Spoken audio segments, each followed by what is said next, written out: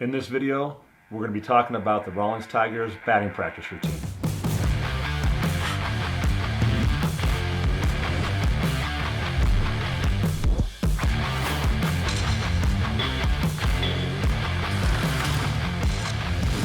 In this video, we're going to talk about doing 2 bunts, an oppo round, a hit and run round, a get 'em over round, and a get 'em in round. First round we're going to do is the bunt round. 2 bunts, 1 each way typically. For the guys who bunt a lot, after you do your 2 bunts, 1 each way, feel free to do some bunt for hits. Next round is an oppo round. The reason we're doing the oppo round or opposite field round first is to get a couple of the key elements we want to do every day to start our round. Number 1, on the outside, on the middle away round, outside pitch hopefully, is letting the ball travel, letting the ball get deep. Number 2 is keeping our front shoulder closed as long as possible. And number 3 is keeping our hands inside the ball. Not every BP thrower is going to be able to throw the ball right on the outer half for you and make it perfect.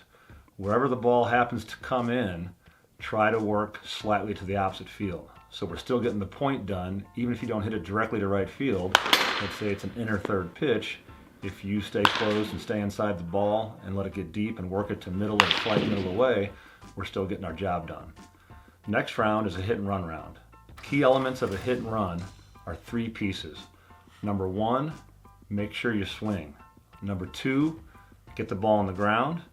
And number 3, if possible, get the ball to the right side. A sidebar of number 3, where we do not want the ball at all costs, is up the middle.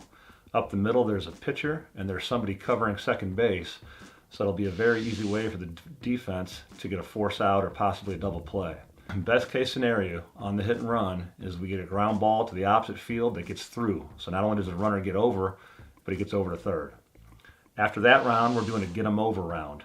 Theoretically, after we get our guy to second base, if he doesn't get to third on that hit and run, we want to get him over to third. The basic structure here is to hit something to the right side. For the right-handers, hitting something to the opposite field. For the left-handers, pulling the ball. Don't feel obligated to sacrifice yourself.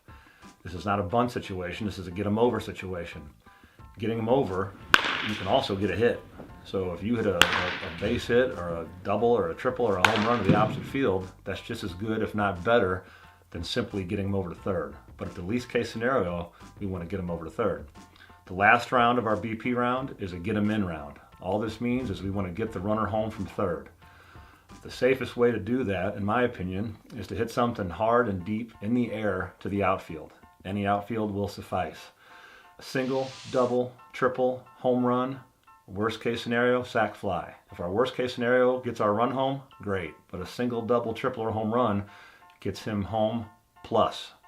So just to review real quick, we got our bunt rounds, oppo round, hit and run, get 'em over, get 'em in, and please know these are not rounds that we're making up.